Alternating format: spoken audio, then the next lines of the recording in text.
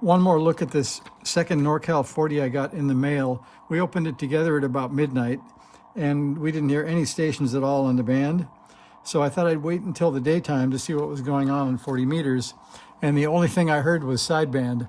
So I started thinking that there might be trouble in calibration land. So here's what I came up with.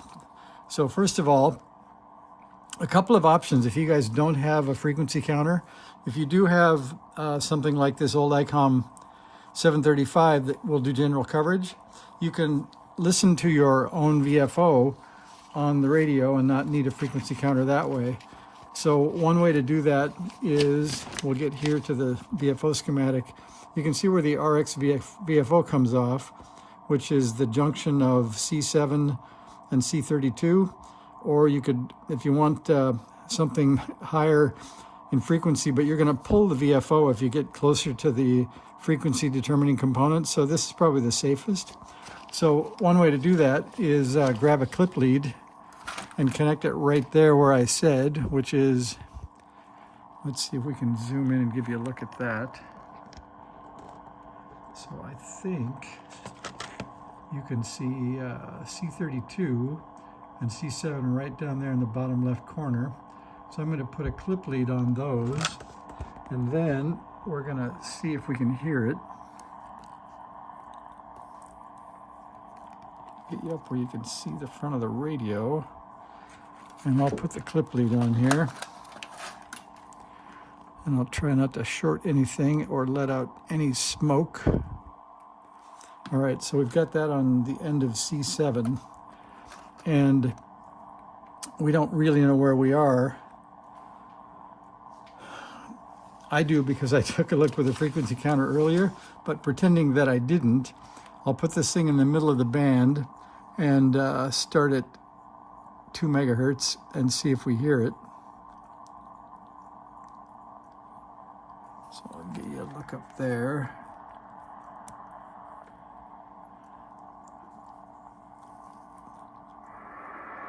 All right, see if we hear anything loud and squealing here.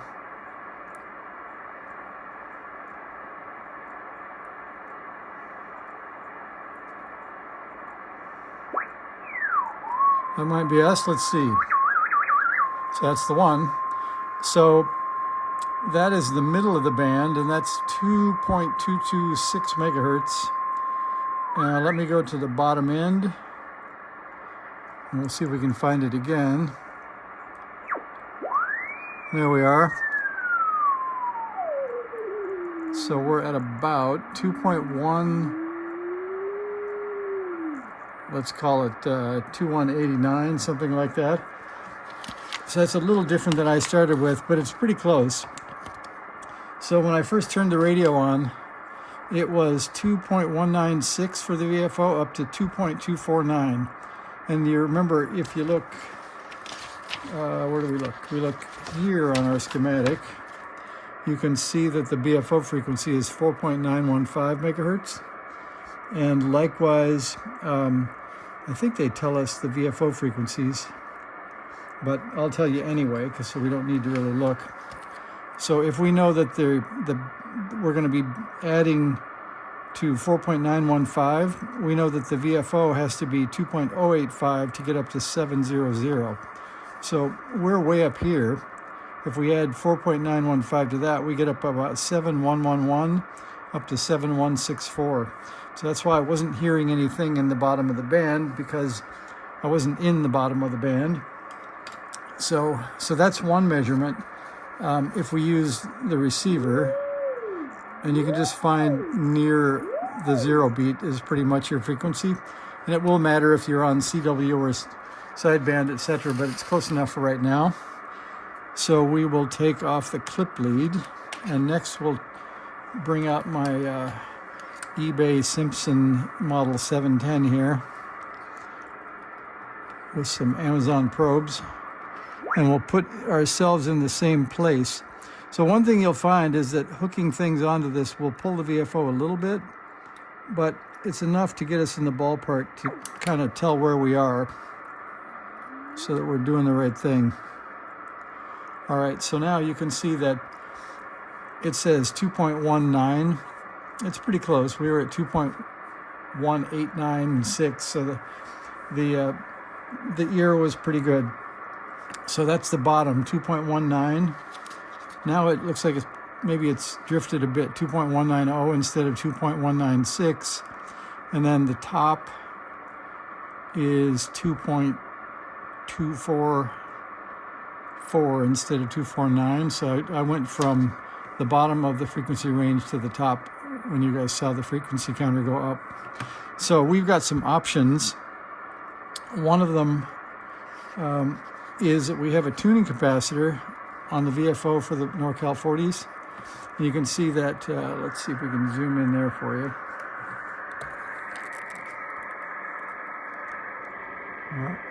Right. Excuse me. So here's our VFO down here in the corner. I can get this to cooperate.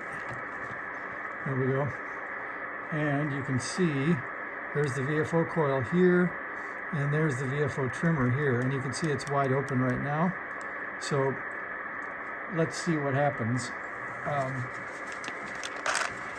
So one thing we know, let me zoom back. We know that if we want the frequency to go higher, we also want the VFO to go higher. In our case, we want the VFO to go lower. So let's see what happens here. So this is minimum capacitance on this trimmer.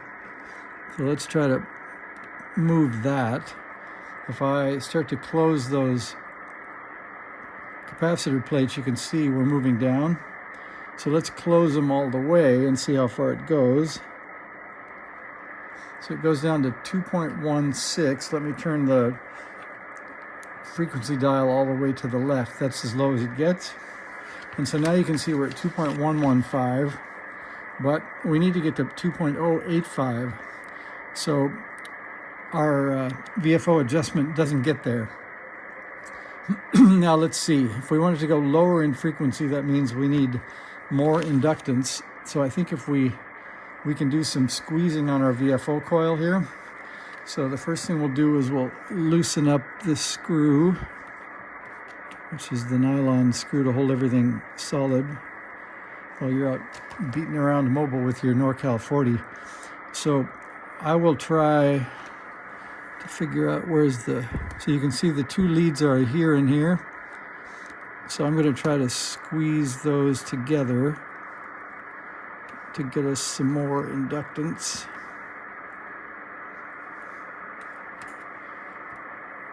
Okay, now if I let go, we're at 2.07. So that's good enough because we need to get to 2.085 to get to 7 megahertz. So now if I open this trimmer cap up some, I should be able to get to 2.085.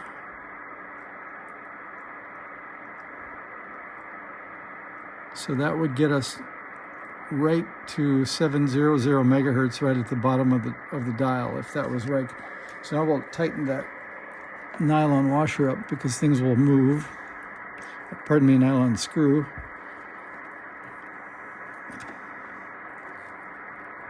All right, so that should make it pretty solid. Now let's tune it in and see if it is solid. We're at 2.1, we want 2.085. I'll tune that up on the ICOM.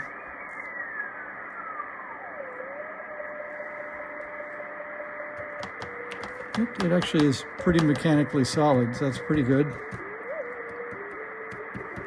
Not bad. Okay, let's see what we have for a range now.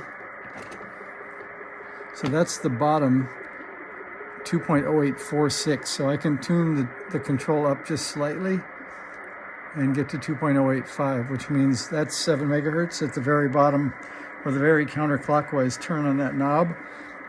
And then we'll turn it all the way to the right, and we'll see if we are set up for 40 kilohertz or 50 kilohertz or whatever the builder picked out.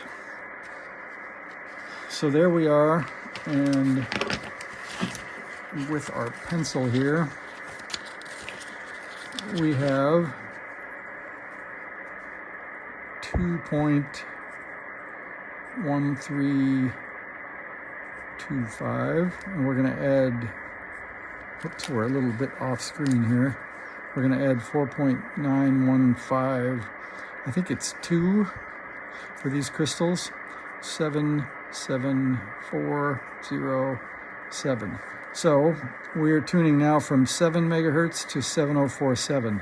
So we have almost 50 kilohertz. And I don't know what you guys think, but lately I guess you can hear CW all the way up into 7060 and higher at times, but this is okay for now. So that would give us, what I was thinking of doing is pulling this front cover off and cleaning it and putting a piece of paper that I can calibrate and then put a piece of clear plastic on top of that so it doesn't rub off, just as the quick dial calibration. So what some people also do is they will put 7040 right at this arrow mark. That's an okay way to do it too if you just want to get close and say it's either, we know that fully counterclockwise is 7 megahertz. We could set up to figure out what that mark is. And right now that mark is 2.1162, so 4.9152 is 41317. So the middle of this radio with the dial pointer right at the arrow is 7. That can't be right because 7047 is the top. Let's see if we can add that a little time. There's 4130. That's better. So we get to 7030 right in the middle of the dial, which is pretty convenient. So if you know that 47 is the top and 31 is the arrow mark and 0 is the end, you're pretty calibrated. So there's a few minutes to get your NorCal 40 on frequency. So hopefully that helps. Thank you guys. See ya.